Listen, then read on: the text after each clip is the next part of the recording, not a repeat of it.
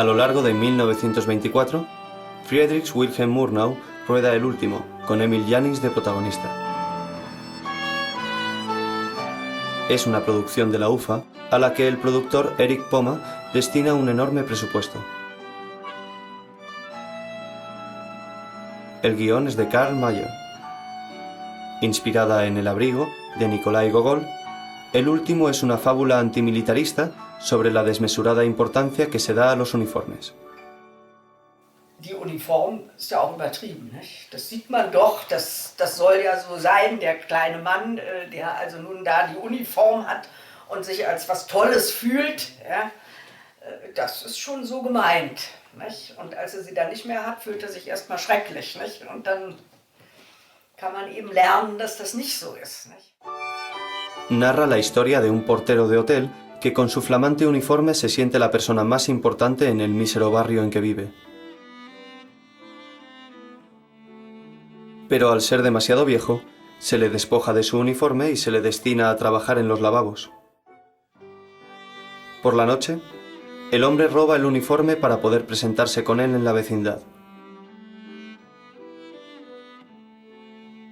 Tiene lugar un acontecimiento, la boda de su sobrina. Y de nuevo el portero será el centro de atención con su imponente uniforme.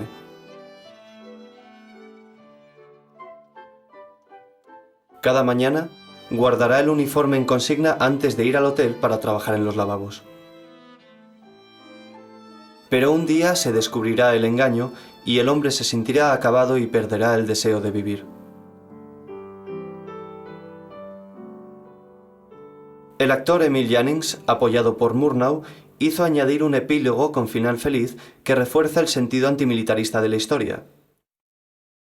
El hombre recibe una inesperada herencia y es ahora más respetado que antes, descubriendo que el uniforme no tenía ninguna importancia y que es el dinero el que da el poder.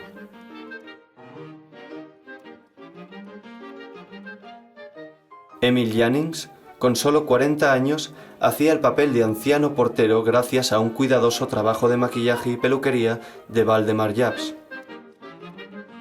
Durante 180 jornadas de rodaje, Jabs dedicó más de 2 horas diarias a colocar la peluca y la barba postiza de Jannings.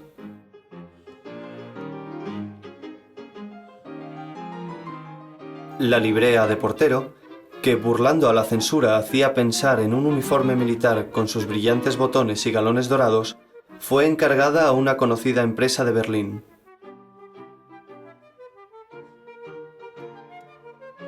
La actriz Mali Delschaft hacía el papel de la sobrina del portero. E intervenían maravillosos actores secundarios como Emily Kurz o George Yohn. Pero la película estaba diseñada para el lucimiento de Emil Jannings, el actor más cotizado de la época en Alemania.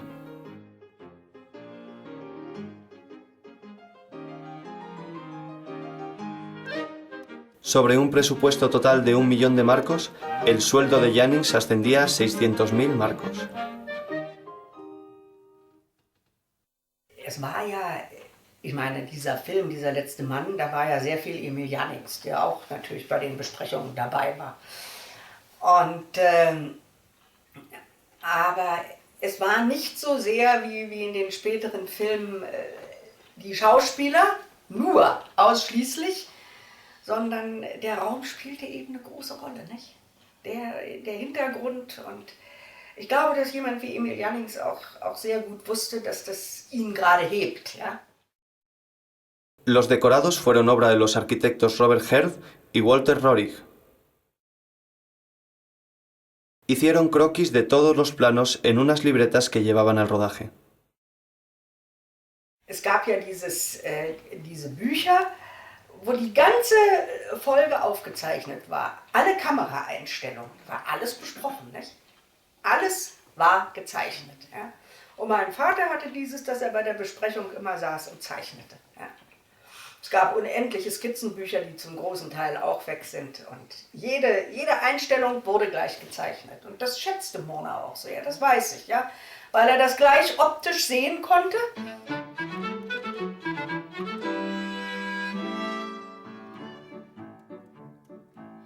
En esos croquis, Desde luego se mostraban los decorados,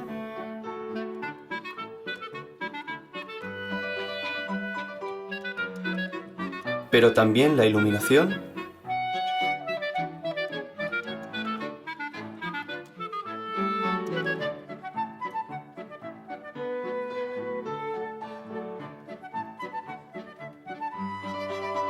los encuadres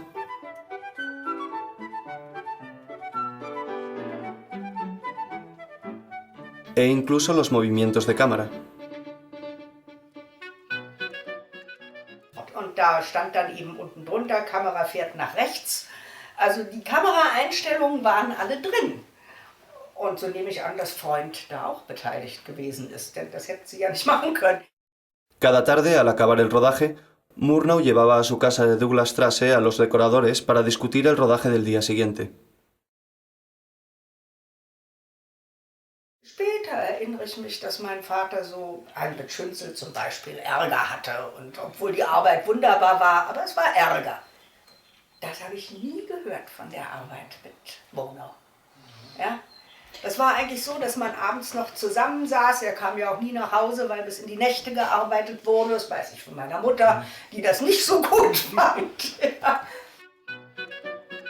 Los decorados fueron construidos en los terrenos de los estudios Neubabelsberg de Berlín.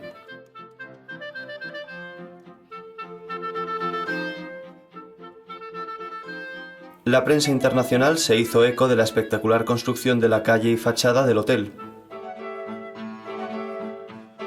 y de los métodos de rodaje, con un equipo de bomberos que imitaba la lluvia lanzando a gran altura agua por sus mangueras.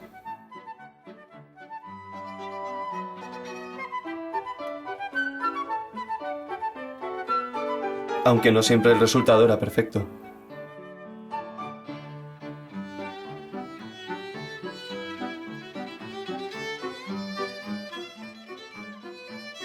Aquí vemos cómo se rueda un plano de un portero llamando a un taxi.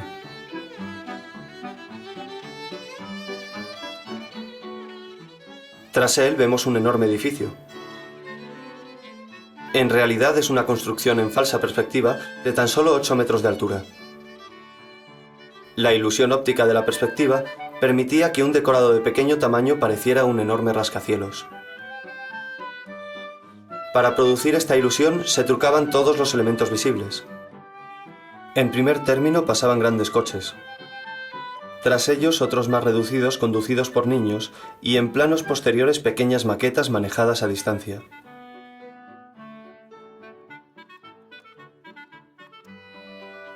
A la izquierda vemos un coche en miniatura. Delante pasan otros algo más grandes.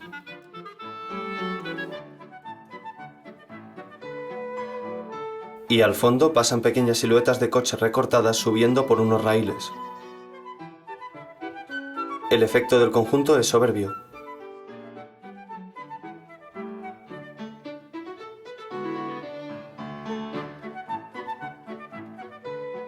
También se trucaba la figuración. Aquí vemos coches de apenas 30 centímetros y siluetas de gente que eran pequeñas figuras que avanzaban por raíles. Un operario las manejaba moviendo los cables en los que estaban sujetas.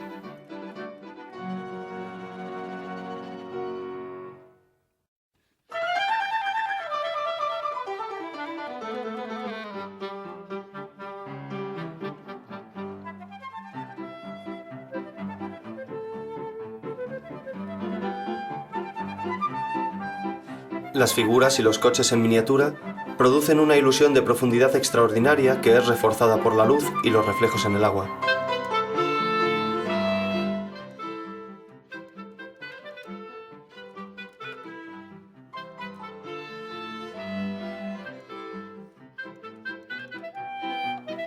Volvemos a encontrar figuras recortadas en el interior del hotel, incluso con un sillón en miniatura situado en un suelo inclinado. Aquí dan profundidad al hall. La estación de ferrocarril era una maqueta en falsa perspectiva con figuras recortadas.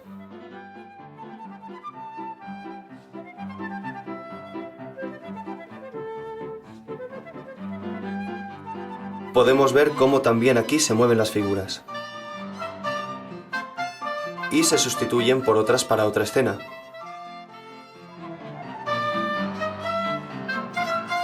El tren que cruza el decorado es también una miniatura. Era un auténtico tren a vapor, aunque, como vemos abajo, el vapor no era siempre visible.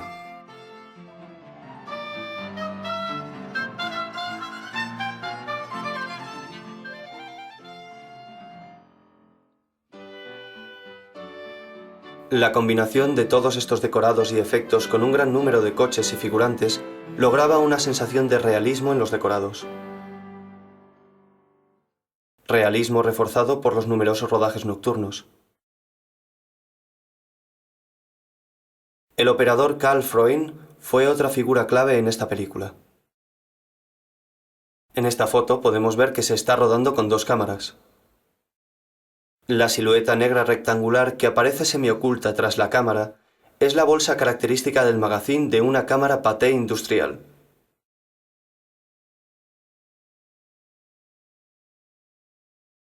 La otra cámara era propiedad de Carl Freund, una Stachhoff construida en Berlín.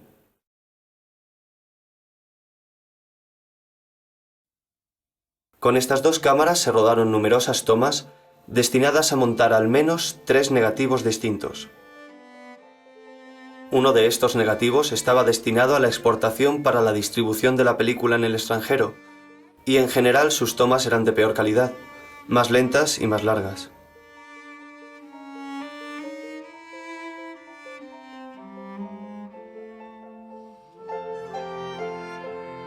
Esta versión pudo verse en países como Inglaterra, España, Italia y Francia, donde el distribuidor Louis Aubert hizo preparar un acompañamiento musical. Se montó otro negativo para Estados Unidos y desde luego otro para Alemania. La calidad de las tomas era muy distinta en cada negativo. En el negativo de exportación vemos que cuando la mujer va a apagar el farol, un eléctrico se adelanta y apaga la luz sobre la mujer antes de tiempo. En el negativo americano, una luz arriba se apaga. Y esta vez el apagado de la luz sobre la mujer se retrasa un poco.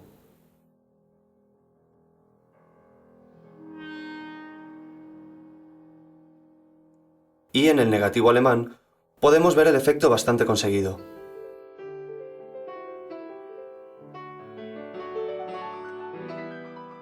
El negativo de exportación está lleno de defectos.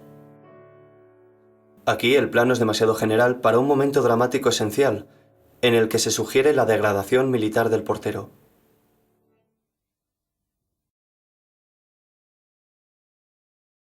La caída del botón parece idéntica en las tres versiones, pero vemos que cae de arriba en la versión americana y en la alemana, y entra por un lado en la de exportación. En el negativo de exportación resultan exageradas las fluctuaciones del foco que simula la luz del fuego de la chimenea.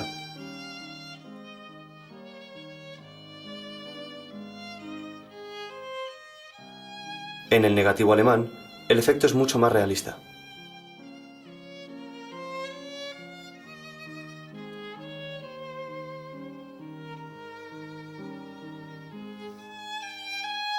Podemos ver que en el negativo de exportación, situado abajo, los planos suelen ser demasiado lejanos.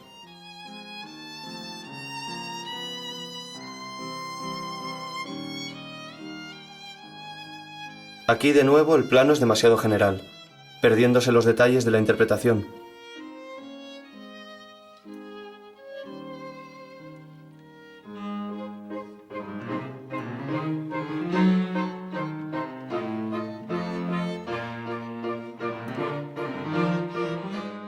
Y en este plano el actor está de espaldas.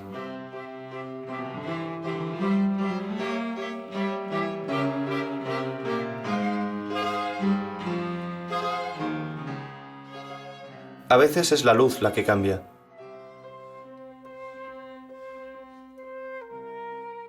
O la sombra, que falta en el negativo de exportación.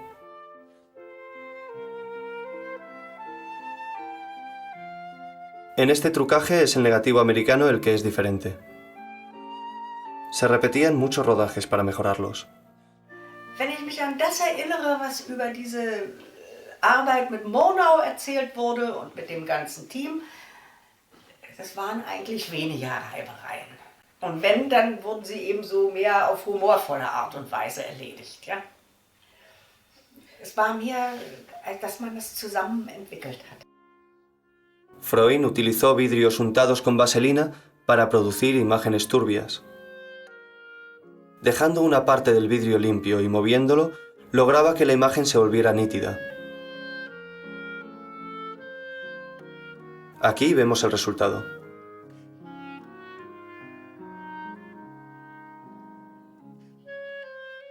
Karl Freund hizo muchos experimentos visuales, moviendo lentes ante el objetivo.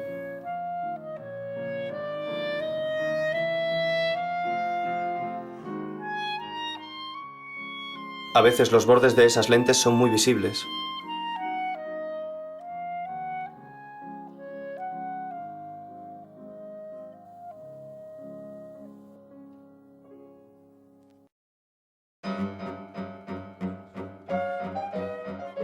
Para el plano del sueño, se manipulaba una lente colocada delante del objetivo, moviéndola al ritmo de los pasos de Freund, que llevaba la cámara en mano. Para el negativo alemán, a la derecha, se utilizó la versión con el efecto más marcado, y para el americano, abajo, el más tenue.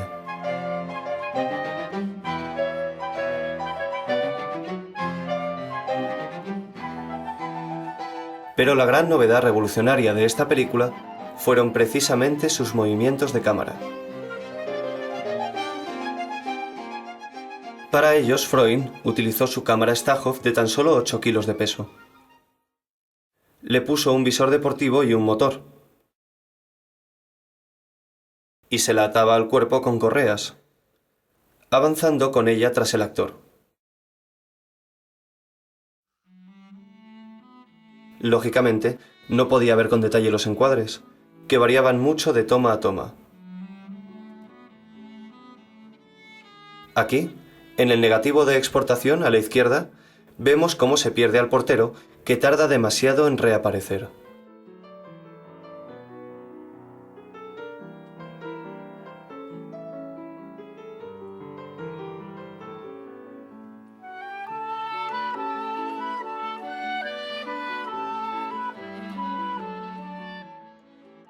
Pero el resultado era magnífico.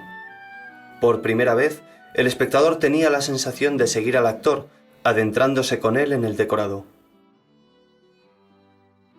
La publicidad explicaba que la gran novedad de esta película era que el espectador sentía que acompañaba al actor cuando andaba o atravesaba una calle, y que el modo con el que lo habían logrado los técnicos de la UFA se guardaba en secreto.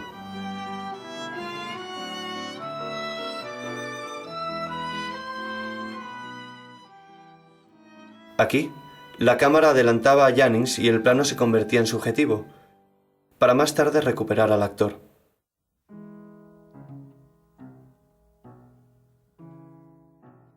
Pero en la versión de exportación, el portero tardaba mucho en pasar.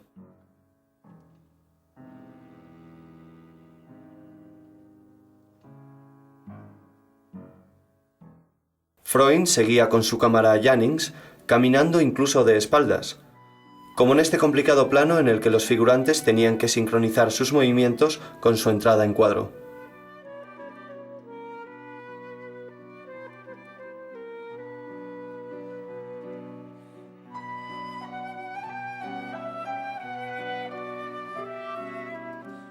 Al nuevo sistema de rodaje se le puso por nombre la cámara desencadenada.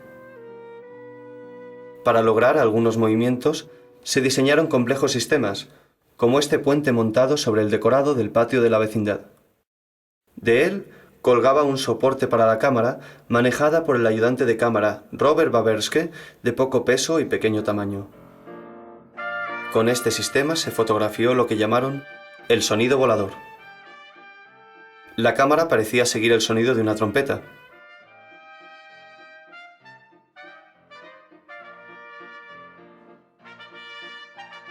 El efecto de sonido volador era extraordinario. En esta otra escena, la cámara parecía seguir las voces de las viejas del vecindario.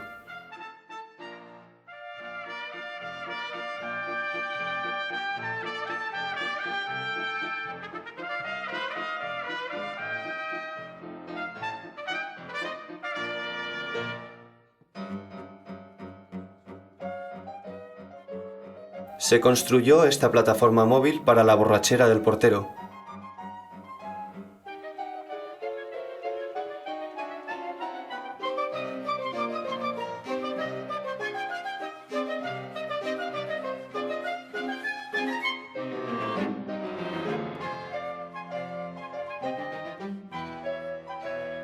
Y esta toma subjetiva la rodó Freund con la cámara atada al pecho.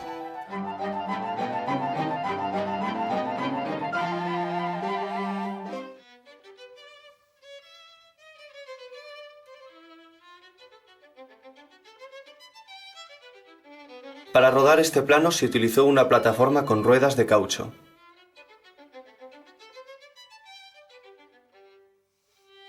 Pueden verse las huellas de los neumáticos en el suelo.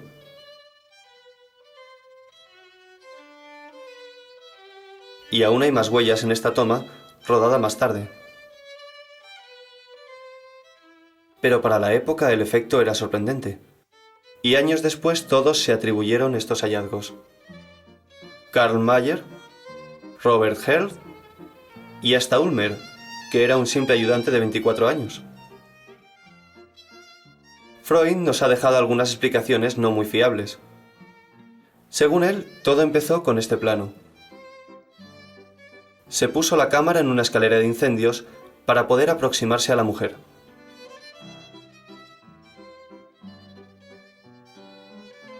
Para la escena de inicio, Freud cuenta que montó la cámara en una bicicleta, con la que descendió en el ascensor y atravesó el hall hasta la puerta. Pero esa acción se mostraba dividida en dos planos. Y viendo en otras escenas el pequeño ascensor, no parece claro que en él pudiera ir Freud en una bicicleta.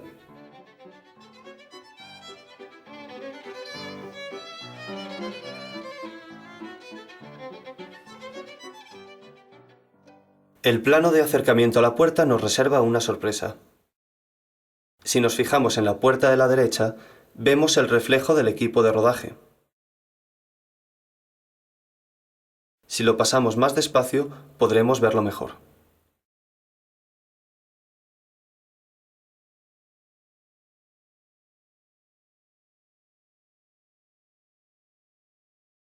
Y en esta otra toma, lo vemos con más detalle.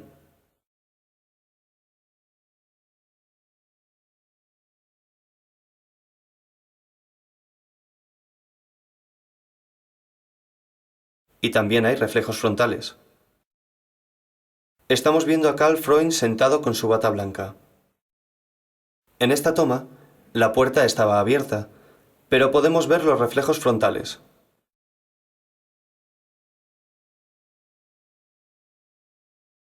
De nuevo es Freund sentado, rodando con la cabeza cubierta por un paño negro. El mismo paño negro que utilizaba habitualmente para poder ver por el poco luminoso visor de su cámara.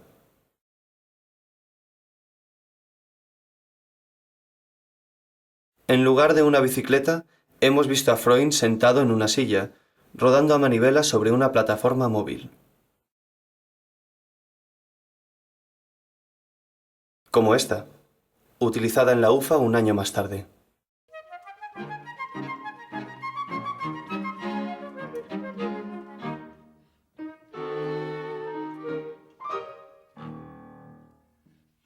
Con esa plataforma se rodaron complejos movimientos con los que Pomer y los directivos de la UFA, que pretendían utilizar esta película para penetrar en el difícil mercado americano, consiguieron sorprender y deslumbrar a los grandes productores y técnicos de Hollywood, que no entendían cómo habían sido rodados esos planos.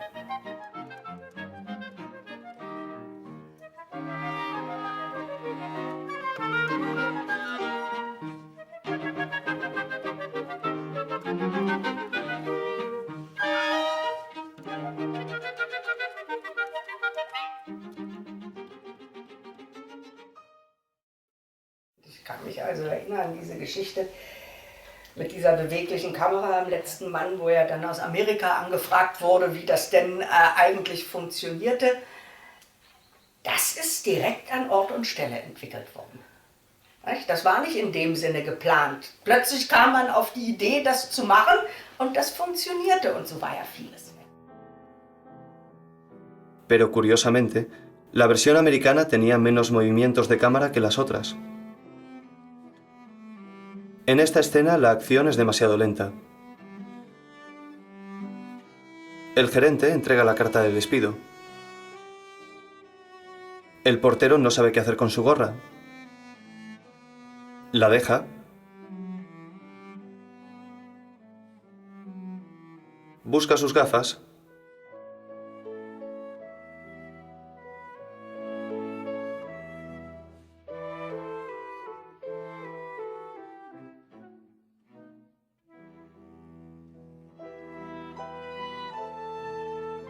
Se las pone.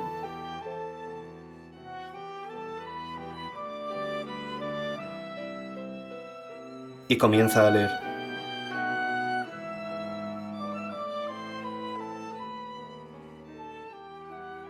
Y en ese momento la cámara avanza y parece atravesar los cristales, mediante una sobreimpresión que se nota demasiado.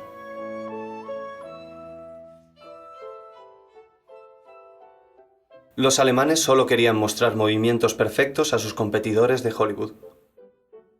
Y para la versión americana, se rodó una versión más ágil. Pasamos directamente al interior para ver al portero que deja su gorra.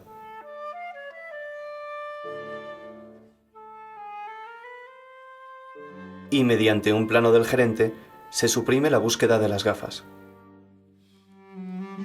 Y se pasa directamente a la lectura. Murnau viajó a Nueva York y presentó allí personalmente el 5 de diciembre de 1924 la película, en el cine Criterion, con el título The Last Man, ante un público selecto de ejecutivos de grandes estudios de Hollywood. Murnau recibió una oferta de William Fox para rodar una película en Estados Unidos, pero la UFA solo logró distribuir allí 2 películas ese año. Carl Laemmle, de Universal, estrenó la película en enero de 1925 con el título The Last Log, por ya existir otra película americana con el título The Last Man, dirigida por Frederick Real Jr.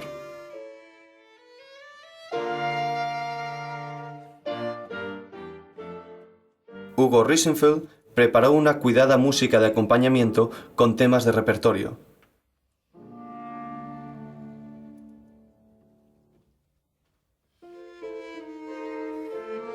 En Berlín, la película se estrenó el 23 de diciembre de 1924 con música de Giuseppe Becce, siguiendo indicaciones de Murnau.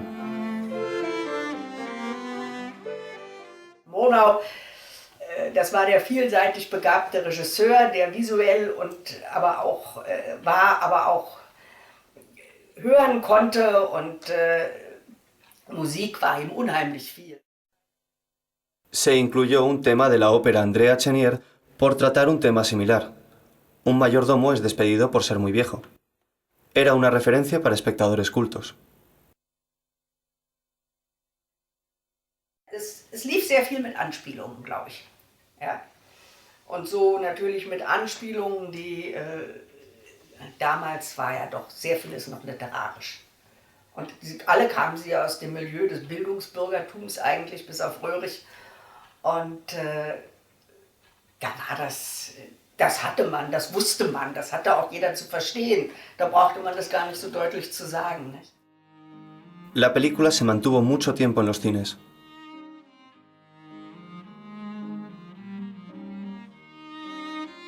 La UFA preparó una cuidada publicidad.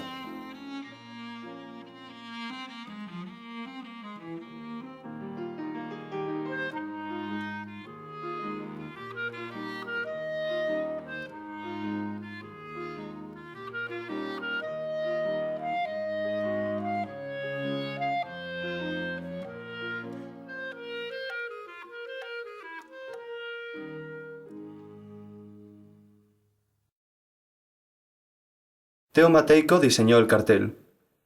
y una carpeta de litografías en una serie limitada y numerada que la UFA utilizó como regalo de lujo.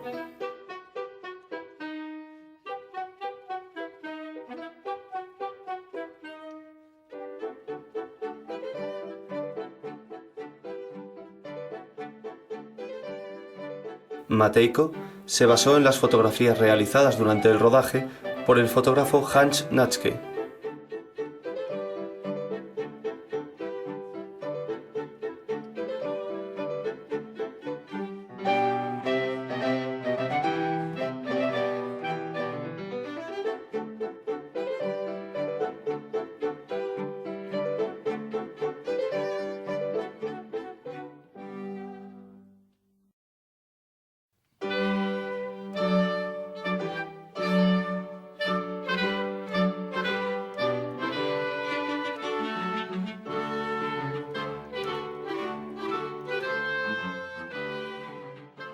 Hans Natschke también realizó durante el rodaje varias fotos oficiales de Murnau para la UFA.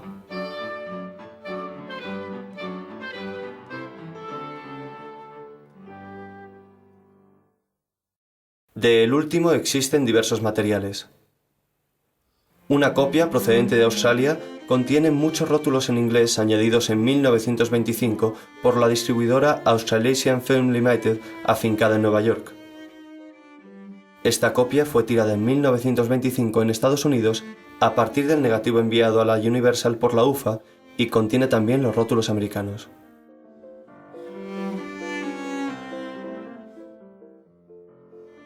En el MoMA de Nueva York se conserva una copia que fue ampliamente distribuida a partir de los años 40 por Estados Unidos y de la que se tiraron duplicados para las filmotecas de Londres, París y Wiesbaden. La copia no procede de la distribución en Estados Unidos. Fue adquirida directamente a la UFA en 1936 para formar parte de una colección de clásicos del cine mudo. Podemos ver que la copia está tirada directamente por la UFA en Alemania sobre material AGFA.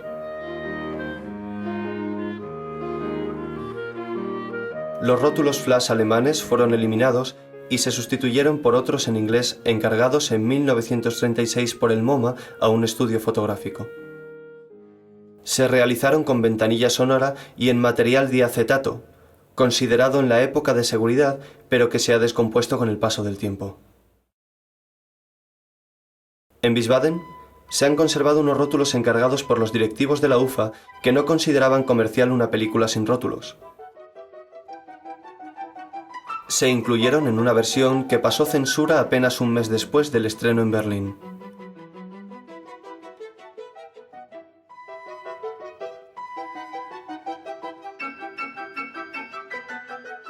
Se ha conservado también un negativo original completo en el Bundesarchiv de Berlín. Es el original negativo 704, procedente de los archivos de Berlín Este. Podemos encontrarlo en las antiguas fichas de esos archivos. Es por lo tanto uno de los materiales que los rusos encontraron en los almacenes de la UFA al entrar en Berlín en 1945. Había que saber si este negativo correspondía a la versión alemana. Para ello lo examinamos cuidadosamente junto a una copia positiva tirada del mismo negativo.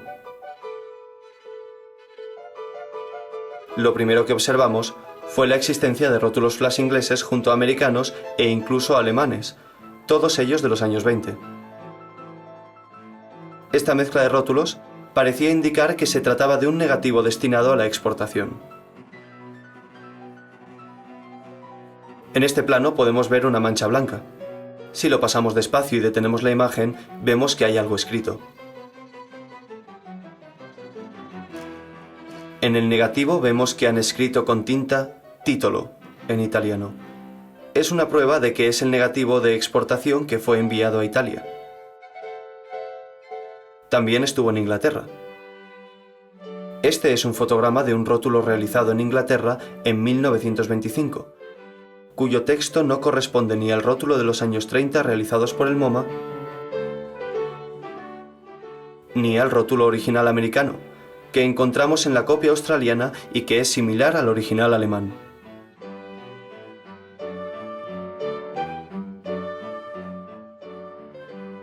La tipografía de los rótulos de arranque de los epílogos americano y alemán es idéntica, lo que prueba que ambos fueron realizados en Berlín en 1924.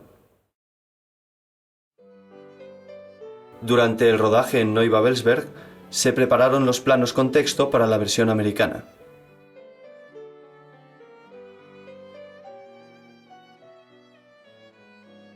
Pero en 1936, el MoMA se vio obligado a hacer otros rótulos, porque los que llegaron en la copia comprada a la UFA eran alemanes. ¿Quiere decir eso que la versión del MoMA es la alemana y que el original negativo 704 es el de exportación? No exactamente. En Lausanne se conserva una copia procedente de la distribución en Suiza en los años 20, que fue tirada del negativo alemán. Es la única que contiene los rótulos primitivos alemanes, que son similares a los americanos de la copia australiana. Si comparamos sus imágenes con las de los otros materiales conservados, descubrimos que la mitad de los planos de la copia suiza son idénticos a los de la copia del MoMA, mientras que el resto proceden del original negativo 704. La explicación es que en los años 30, antes del tiraje de la copia del MoMA, la UFA había remontado, entremezclándolos, el negativo alemán y el de exportación. La copia del MoMA y el original negativo 704 son el resultado de ese remontaje y contienen, repartidos entre ambos, todos los planos de los dos negativos primitivos. El trabajo de restauración consistía en separar los planos correspondientes a cada negativo para volver a montarlos tal y como estaban en 1924. Para ello han sido de gran ayuda las anotaciones escritas en el negativo por las montadoras de la UFA y algunos de sus descuidos. Los planos se rodaban con una claqueta en la que figuraba el número con el que la escena estaba identificada en el guión.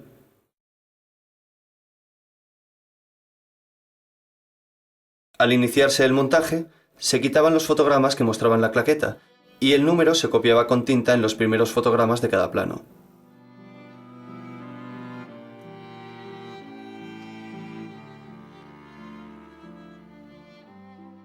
Una vez montada una copia por el director, se montaba el negativo. Se retiraban los fotogramas con los números de claqueta y se escribía con tinta en el borde del negativo el número definitivo del plano. En cada negativo se aplicaba un sistema distinto de numeración. Unos se numeraban desde el inicio hasta el final de la película con un número seguido por un punto. Y en otros la numeración recomenzaba en cada acto anotándose el número de acto tras el número de orden.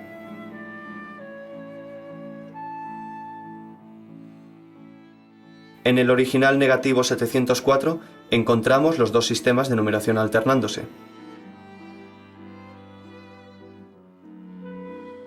Y todos los planos presentes en la copia suiza siguen el sistema de números seguidos por un punto.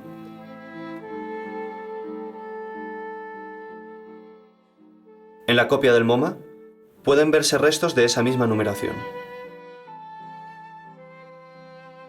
Y los planos con el número seguido por un punto corresponden también a los de la copia suiza. Todos los planos numerados así pertenecían al negativo alemán, y todos los planos con número de acto al negativo de exportación. Una vez reconstruidas las tres versiones, podía verse que en el negativo de exportación, aquí a la derecha, estaban siempre los planos de peor calidad.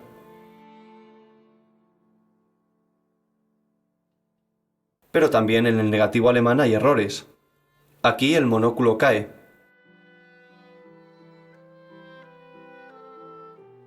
Y aquí la acción se repite. Pero este plano no es el original.